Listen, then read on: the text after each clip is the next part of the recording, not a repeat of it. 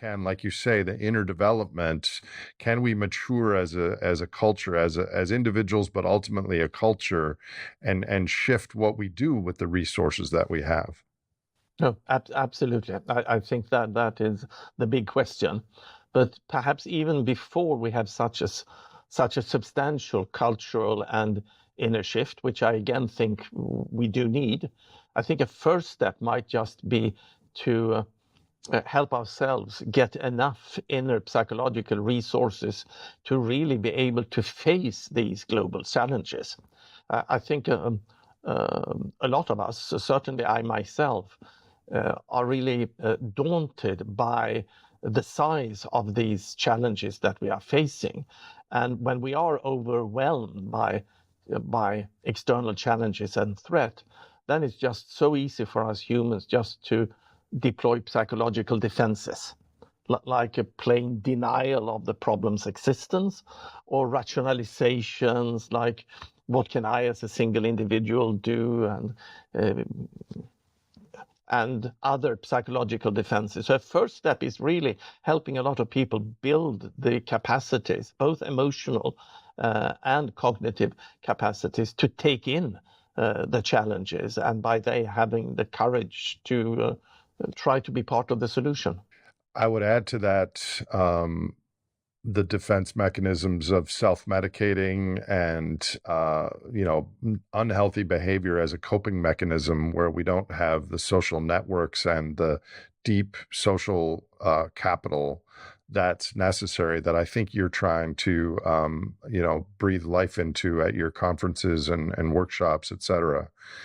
So I think it's, And an important thing here to remember is that when we're talking about building these inner resources or capacities, it's really the corporate world that is starting to wake up here, because we see in many of the global or the international tech companies, especially the tech companies that are in this rapidly moving technological environment, where you really need to have organizations where every person in the organization can take a responsibility for the totality. You cannot any longer work with the old sort of modernistic corporate structure where you aggregate all the information up in a hierarchy, and you have a small group, management group, that takes the important decision and then makes a 5-year plan, 3-year plan, or a 1-year plan, or whatever. That doesn't work any longer. So now, as corporations are pushing more and more responsibility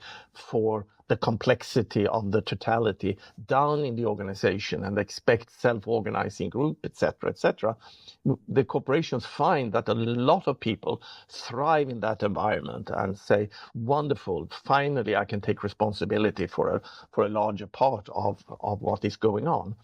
But the flip side is that many employees, and in some organizations up to 50%, that they cannot cope with that complexity, and that results in psychological suffering and even burnout. So the corporations are starting to see a need to help build these psychological resources within their frontline employees.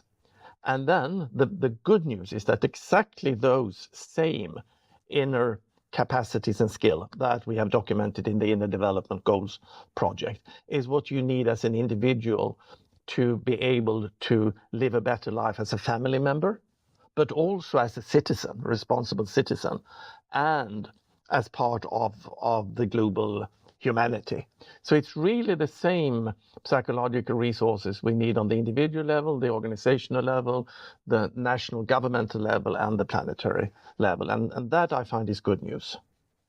can you give us a little bit of a brief overview of what the individual development goals are? The Inner Development Goals, Yeah. and it is important to stress when some people hear in inner, they immediately think individual, but these Inner Development Goals are to a very large extent also collective.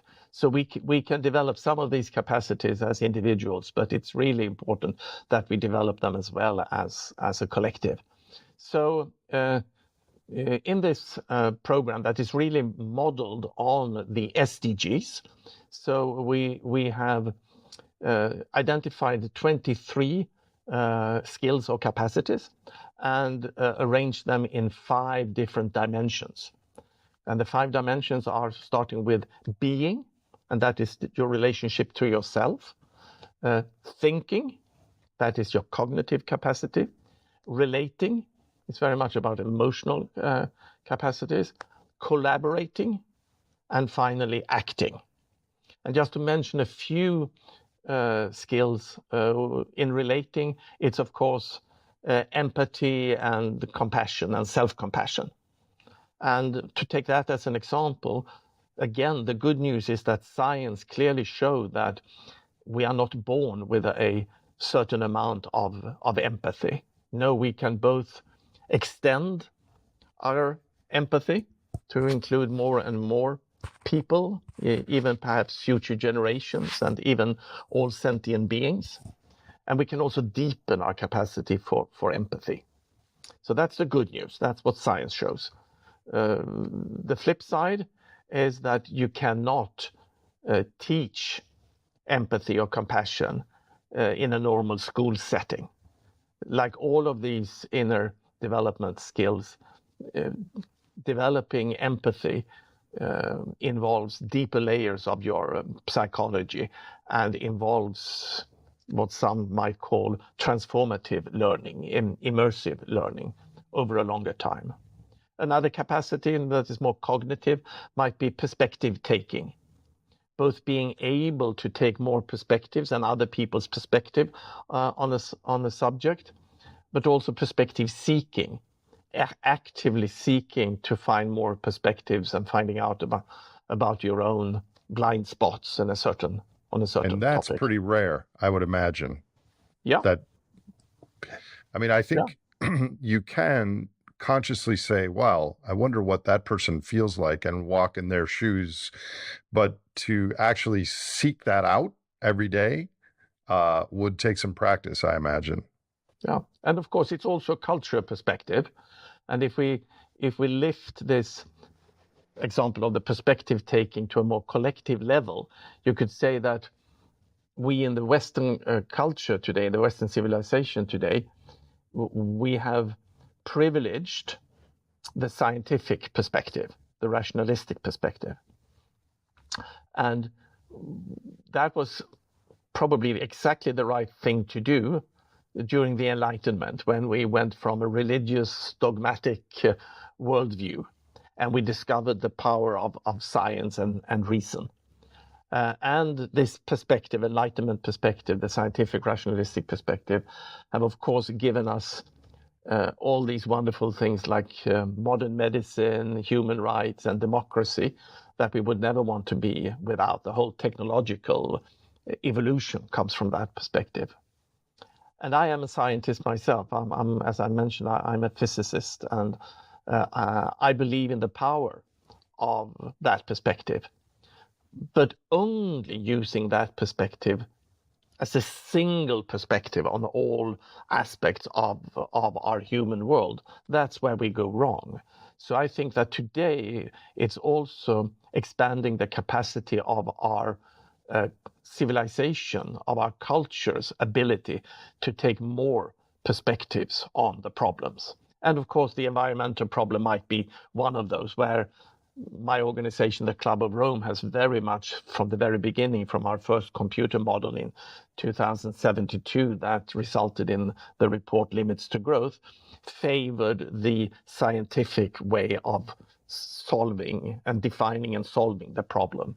But I think we are more and more coming to the conclusion that this is not just a scientific problem. It is as much a cultural, structural, and also psychological problem.